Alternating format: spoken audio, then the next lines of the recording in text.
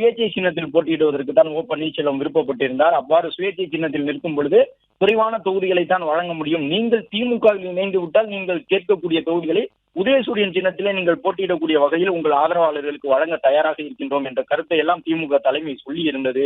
இந்த சூழலில் இப்பொழுது ஓ பன்னீர்செல்வம் அந்த நிலைப்பாட்டுக்கு திமுக தலைமை எதிர்பார்த்த ஒரு நிலைப்பாட்டுக்கு சென்று விட்டார். இதற்கு முன்பாக அதிமுகவை சார்ந்த பலரையும் திமுக தன் வசப்படுத்தி இருக்கின்றது. பல முன்னாள் அமைச்சர்கள் என்பதை காட்டிலும் இன்றைக்கு இருக்கக்கூடிய அமைச்சர்களிலேயே திமுகவில் பலரும் இருக்கின்றார்கள். திமுகவினுடைய முக்கியமான ஒரு அமைச்சர்கள் 10 பேரை பட்டியலிட்டோம் என்றால் அதில் கிட்டத்தட்ட 5 முதல் 6 பேர் அதிமுகவிலிருந்து திமுகவிற்கு வந்தவர்களாக இருப்பார்கள். ஆனாலும் கூட அதிமுகவில் கிட்டத்தட்ட பொதுச் செயலாளர் பதவிக்கு நிகரான பதவியில் இருந்தவர், முன்னாள் முதலமைச்சராக அந்த கட்சியின் வாயிலாக வந்தவர் என்ற அடிப்படையிலே இதுவரை அதிமுகவிலிருந்து கைப்பற்றிய நபர்கள் எல்லாம் முன்னாள் அமைச்சர்கள் என்ற அளவில் தான் இருந்தார்கள். இப்பொழுது ஒரு முன்னாள் முதலமைச்சரையே, அதிமுகவினுடைய உச்சபட்ச அதிகாரத்தில் இருந்த நபரையே, அதிமுகவின் முகமாக பார்க்கப்பட்ட நபரையே திமுக தன் வயப்படுத்தி இருக்கின்றது. இது திமுகவிற்கு ஒரு மிகப்பெரிய வெற்றி என்பதை கடந்து முதலமைச்சர் மு.க.ஸ்டாலினுடைய அரசியல் செயல்பாட்டுக்கு ஒரு முக்கியமான வெற்றியாக இது பார்க்கப்படுகின்றது. ஜெயலலிதா அவர்கள் இருந்தவரை அதிமுகவிலே மகளிர் அணி எவ்வளவு வலுவாக இருந்ததோ அதன் பிறகு அந்த மகளிர் அணியில் இருந்த கணிசமான நிர்வாகிகள் இப்பொழுது வரை ஓ பன்னீர்செல்வத்திற்கு ஆதரவாக இருக்கின்றார்கள். அவர்கள் ஓ பன்னீர்செல்வத்தினுடைய இந்த நிலைப்பாட்டை கேட்டு அதிர்ச்சி அடைந்திருக்கின்றார்கள் என்பதை பார்க்க முடிகின்றது. அதே நேரம் ஓ பன்னீர்செல்வம் எடுத்திருக்கக்கூடிய இந்த நிலைப்பாடு மேலும் அதிமுகவிற்கு எவ்வளவு நெருக்கடியை தரப்போகின்றது என்பது ஒரு முக்கியமான ஒரு பேசு பொருளாக இருக்கின்றது. ஏனென்றால் சட்டப்பேரவை தேர்தல் இன்னும் ஒரு 40-50 நாட்கள் தான் இருக்கின்றன.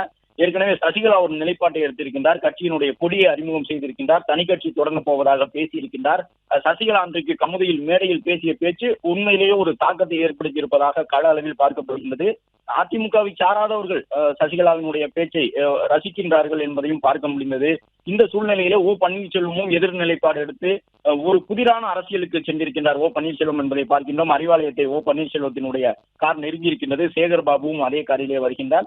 எனவே ஓ பன்னீர்செல்வம் ஒரு பக்கம் திமுகவில் இருக்கின்றார். சசிகலா தனியாக ஒரு கட்சியை தொடங்கி இருக்கின்றார். கட்சியினுடைய பெயரையும் விரைவில் அறிவிக்க இருக்கின்றார். இந்த சூழ்நிலையிலே தென் தமிழகத்திலே அதிமுகவிற்கு மீண்டும் ஒரு சவாலை ஓ பன்னீர்செல்வம் வழங்கி இருக்கின்றார் என்றுதான் பார்க்க முடிகின்றது. இந்த சவாலை எடப்பாடி பழனிசாமி எவ்வாறு எதிர்கொள்ளப் போகின்றார் என்பது முக்கியமான ஒரு கேள்வியாக இருக்கின்றது. அதே நேரம் ஓ பன்னீர்செல்வத்தின் மீது எடப்பாடி பழனிசாமி முன்வைத்த குற்றச்சாட்டுகள் உண்மையாகிவிட்டன என்கின்ற கருத்தை அதிமுகவை சார்ந்தவர்கள் இப்பொழுது சமூக வலைதளங்களில் பதிவிடுவதை பார்க்க முடிகின்றது. ஏற்கனவே எடப்பாடி பழனிசாமி உள்ளிட்டவர்கள் எல்லாம் ஓ பன்னீர்செல்வம் அரசியல் ரீதியாக திமுகவோடு நெருக்கம் காட்டுகிறார் என்ற ஒரு தகவலை சொல்லியிருந்தார்கள். சட்டப்பேரவையிலே முதலமைச்சரை தனிப்பட்ட முறையிலே ஓ பன்னீர்செல்வம் சந்தித்து பேசியிருந்தார். அதெல்லாம் எங்களுக்கு தெரியும் என்று அதிமுக பொதுச் செயலாளரே ஒரு முறை கூறியிருந்தார். இந்த நிலையில் ஓ பன்னீர்செல்வம் யாரும் எதிர்பாராத ஒரு அரசியல் முடிவை எடுத்திருக்கின்றார். திமுகவில் இணைகின்றார். திமுகவில் இணைந்தால் கண்டிப்பாக ஒரு போடிநாயக்கன் ஒரு சட்டமன்ற தொகுதியிலே போட்டியிடுவார். திமுக தலைமை ஓ பன்னீர்செல்வத்தை எப்படி பயன்படுத்திக் கொள்ளும் என்பதையும் அனைவரும் அறிந்து வைத்திருப்பார்கள். தென் தமிழகத்திலே ஓ பன்னீர்செல்வத்தை சிம்ம சொப்பனமாக அதிமுகவிற்கு எதிராக நிறுத்துவதற்குத்தான் திமுக தலைமை திட்டமிடும்.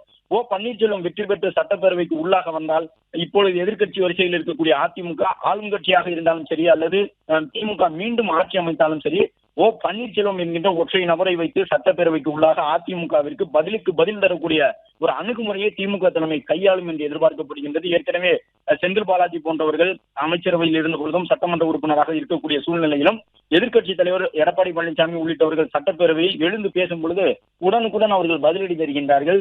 இந்த சூழ்நிலையிலே இப்பொழுது ஓ பன்னீர்செல்வமே அந்த வரிசையில் இணைந்து கொண்டிருக்கின்றார். எனவே இனி வரக்கூடிய காலங்களிலே திமுகவிற்கு எதிரான ஒரு கருத்தை, திமுக தலைமைக்கு எதிரான கருத்தை சட்டப்பேரவைக்கு உள்ளாக அதிமுக சார்பில் முன்வைக்கும் பொழுது ஓ பன்னீர்செல்வமே அதை எதிர்த்து குரல் கொடுக்க நேரும். இன்னும் சொல்ல போனால் ஒரு கட்டத்திலே ஓ பன்னீர்செல்வம் அப்போதைய சூழ்நிலையில், அதாவது அவர் அதிமுகவில் இருந்த அந்த காலகட்ட அரசியலை பற்றி சட்டப்பேரவைக்குள்ளாக பேசப்படும் பொழுது ஜெயலலிதா எடுத்த முடிவை காட்டிலும் கருணாநிதி அவர்கள் எடுத்த முடிவுதான் சரியானது என்று கூட பேசுவதற்கான ஒரு சூழல் இனி வரக்கூடிய காலகட்டத்திலே உருவாகும் என்பதையும் அறிந்து கொள்ள முடிகின்றது. இன்னும் சற்று நேரத்திலே முதலமைச்சரை சந்திக்க இருக்கின்றார். முதலமைச்சர் இன்று கோவை மாவட்டத்திற்கு பயணம் மேற்கொள்ள இருந்தார். ஆனால் அந்த சிறப்பு விமான பயணத்தை முதலமைச்சர் சற்று தள்ளி வைத்திருக்கின்றார். இன்று பிற்பகல் தான் புறப்படுகின்றார். முன்னதாக இன்று காலை 9:30 மணியிலிருந்து 10 மணிக்கு உள்ளாகவே அவர் புறப்பட்டு விடுவார் என்ற ஒரு எதிர்பார்ப்பு இருந்தது. ஆனாலும் முதலமைச்சர் ஓ பன்னீர்செல்வத்துடனான அந்த இணைப்பு விழா காரணமாக இந்த நிலைப்பாட்டை எடுத்திருக்கின்றார். இந்த சற்று தாமதமாகத்தான் முதலமைச்சர் கோவை செல்ல இருக்கின்றார் சிறப்பு விமானத்திலே. இப்பொழுது ஓ பன்னீர்செல்வம் நெருங்கி இருக்கின்றார். இன்னும் சற்று நேரத்திலே அண்ணா அறிவாலயத்தை சென்றடைந்த பிறகு திமுகவில் அவர் இணைய இருக்கின்றார். அவருடைய ஆதரவாளர்களும் அடுத்தடுத்து அண்ணா அறிவாலயம் வந்திருக்கக்கூடிய அந்த தகவலை பார்க்க முடிகின்றது. ஓ பன்னீர்செல்வத்தை பொறுத்தவரை போடிநாயக்கன் அவர்களுடைய சட்டமன்ற உறுப்பினராக இருக்கின்றார். இந்த சந்திப்பிற்கு பிறகு, அதாவது முதலமைச்சரை பார்த்து திமுகவிலே அவர் இணைந்து கொண்ட பிறகு தலைமைச் செயலகம் சென்று தன்னுடைய சட்டமன்ற உறுப்பினர் பதவியையும் ராஜினாமா செய்ய இருக்கின்றார். இதற்கு முன்பாக இன்று காலை ஓ பன்னீர்செல்வம் சென்னை ராயப்பேட்டையில் இருக்கக்கூடிய உட்லாண்ட்ஸ் நட்சத்திர விடுதியில் இருந்து புறப்பட்டு அருகில் இருக்கக்கூடிய கோவில் ஒன்றுக்கு சென்று வழிபாடு நடத்தினார். அதன் பிறகுதான் இப்பொழுது இங்கு சேகர்பாபு அவர்களை சந்திப்பதற்காக தியாகராய நகரில் இருக்கக்கூடிய தனியார் நட்சத்திர விடுதிக்கு சென்றிருந்தார். தனியார் நட்சத்திர விடுதியில் அந்த சந்திப்பு நிறைவடைந்த நிலையில் ஓ பன்னீர்செல்வம் இப்பொழுது அண்ணா அறிவாலயத்தை நெருங்கி இருக்கின்றார். அதிமுகவிலே இணைவதற்காக மீண்டும் பல சட்ட போராட்டங்களை ஓ பன்னீர்செல்வம் நடத்தி பார்த்திருந்தார். ஆனால் அவையெல்லாம் எடுபடவில்லை. அதிமுகவிற்கு ஆதரவான தீர்ப்புகளையே அந்த ஓ பன்னீர்செல்வத்தினுடைய வழக்குகள் பெற்று தந்தன.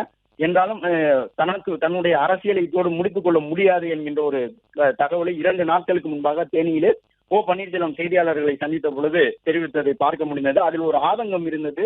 நான் அப்படியே சன்னியாசியாக போய்விட வேண்டும் என்று நினைக்கின்றீர்களா என்று செய்தியாளர்களிடம் ஓ பன்னீர்செல்வம் கோவப்பட்டார். ஏனென்றால் செய்தியாளர்கள் 2 நாட்களுக்கு முன்பாக அடுக்கடுக்காக அவருடைய சொந்த ஊரிலே கேள்வி எழுப்பியிருந்தார்கள். உங்களுடைய அரசியல் எதிர்காலம் என்னவாக இருக்கும் ஐயா, நீங்கள் மாற்றுக் கட்சிக்கு செல்வதற்கான வாய்ப்பு இருக்கின்றதா என்றெல்லாம் கேட்ட பொழுது, எடப்பாடி எனக்கு இவ்வளவு செய்து விட்டார், நான் இதையெல்லாம் பொறுத்து கொண்டு நான் சன்னியாசியாக சென்று விட வேண்டும் என்று எதிர்பார்க்கின்றீர்களா என்கின்ற ஒரு கோபத்தை ஆதங்கமாக ஓ பன்னீர்செல்வம் 2 நாட்களுக்கு முன்பாக வெளிப்படுத்தியிருந்தார். அப்பொழுதே எடப்பாடி பழனிசாமிக்கு எதிராக நான் தொடர்ந்து செயல்படுவேன் என்கின்ற ஒரு தகவலைத்தான் ஓ பன்னீர்செல்வம் பதிவிடுகின்றார் என்பதாக பார்க்கப்பட்டது. அது இன்று காலை உறுதியாகி இருக்கின்றது.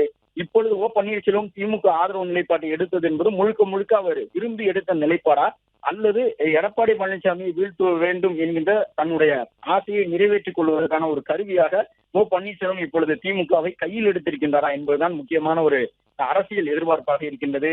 இப்பொழுது ஓ பன்னீர்செல்வத்திற்கு இருக்கக்கூடிய ஒற்றை வாய்ப்பு திமுக என்கின்ற வலுவான அணியில் இருந்து கொண்டு எடப்பாடி பழனிசாமிக்கு எதிராக, அதிமுகவிற்கு எதிராக தன்னுடைய அரசியலை அடுத்த கட்ட அரசியலின் அத்தியாயத்தை தொடங்குவதுதான் அவருக்கு இருக்கக்கூடிய ஒற்றை வாய்ப்பாக இருக்கின்றது. எனவே அண்ணா சாலை ஓரமாக இப்பொழுது ஓ பன்னீர்செல்வத்தினுடைய கார் நிறுத்தப்பட்டிருக்கின்றது என்கின்ற ஒரு காட்சியையும் பார்க்கின்றோம். ஏனென்றால் முதலமைச்சர் வர வேண்டும். அது மட்டுமல்லாமல் ஓ பன்னீர்செல்வத்தை பொறுத்தவரை அரசியலில் ஒவ்வொரு அசைவையும் அவர் நல்ல நேரம் பார்த்து நல்ல நாள் பார்த்து தான் எடுத்து வைப்பார். நேற்றைய தினம் கூட அவர் தங்கியிருந்த உட்லாண்ட்ஸ் நட்சத்திர விடுதிக்கு பல்வேறு கோவில்களை சார்ந்தவர்கள் வந்திருந்தார்கள். அர்ச்சகர்கள் வந்து முக்கியமான அந்த அர்ச்சகர்கள் எல்லாம் ஓ பன்னீர்செல்வத்திற்கு பல்வேறு வலியுறுத்தலை வழங்கி சென்றிருந்தார்கள் என்று பார்க்கப்பட்டது. ஆசி வழங்கி சென்றிருந்தார்கள் என்றெல்லாம் கூறப்பட்டது. நேற்று அவர் பல்வேறு ஆன்மீக முக்கியத்துவம் வாய்ந்த நபர்களை சந்தித்திருந்தார். எனவே இன்றும் கூட அவர் அறிவாலயம் செல்வதற்கு அந்த குறிப்பிட்ட நேரத்தில் தான் செல்வார் என்று எதிர்பார்க்கப்படுகிறது. அந்த காரில் ஓ பன்னீர்செல்வம் மட்டுமல்ல, அமைச்சர் சேகர் பாபுவும் இருக்கின்றார். அவரும் பிளே ஸ்டோர் மற்றும் ஆப் ஸ்டோரில் இருந்து பாலிமர் செயலியை QR கோடு மூலம் பதிவிறக்கம் செய்யுங்கள். செய்திகளை உடனுக்குடன் பெறுங்கள்.